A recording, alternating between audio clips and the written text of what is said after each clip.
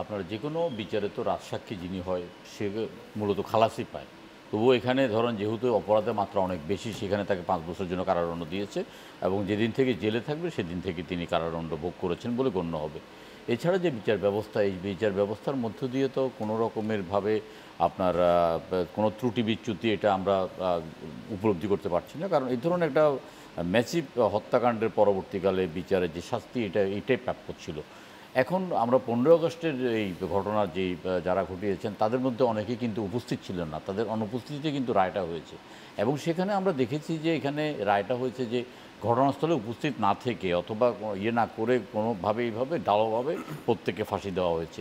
এখানে তো তবুও আপনার এখানে আপনার অনেক দিয়ে মানে অনেক দিন বিচার করে, অনেক দিন সাক্ষ্য প্রমাণ করে তারপর এটা বিচার করা হয়েছে।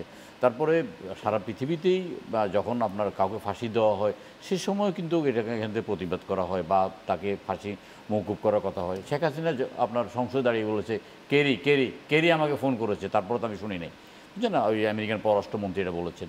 জুলফিকার আলী ভুট্টোকে যখন আপনার একটা মানে কাসুরি নামক এক ব্যক্তিকে হত্যার ইনডাইরেক্ট একটা অভিযোগ জি আহমেদ রাজা কাসুরি তাকে হত্যা করার জন্য তাকে ফাঁসি দেওয়া হয়েছে। সারা পৃথিবী বিশেষ করে মুসলিম বিশ্ব এর ব্যাপারে যথেষ্ট রকমের চেষ্টা করেছে, কিন্তু এটা কার্যকর যায়নি। এখন শেখ হাসিনা এবং কামালের অবর্তমানে যেটা রায় হয়েছে সেটা তো আমরা চাইব যে মানে যেহেতু ভারতের সাথে আমাদের একটা বন্দি বিনিময় চুক্তি আছে, ভারত তাদেরকে ফেরত দেবে এবং আমরা আইনি প্রক্রিয়া যথাযথভাবে এই শাস্তি রায় কার্যকর করব, আমরা এটা মনে করি। এবং আমি মনে করি যে আপনার গত ১৫ বছর যে অপকর্ম করেছে, অপরাধ করেছে এবং যেভাবে জুলাই এবং অগাস্টে আপনার গণহত্যা ঘটিয়েছে সেখানে একবার নয় ১০০বার ফাঁসি দিল আপনার এটা কিন্তু কোনোভাবে এটা মানে এই অন্তত এটা কোনোই একবার না ১০০বার ফাঁসি দেওয়া উচিত এবং জনসমক্ষে ফাঁসি দেওয়া উচিত।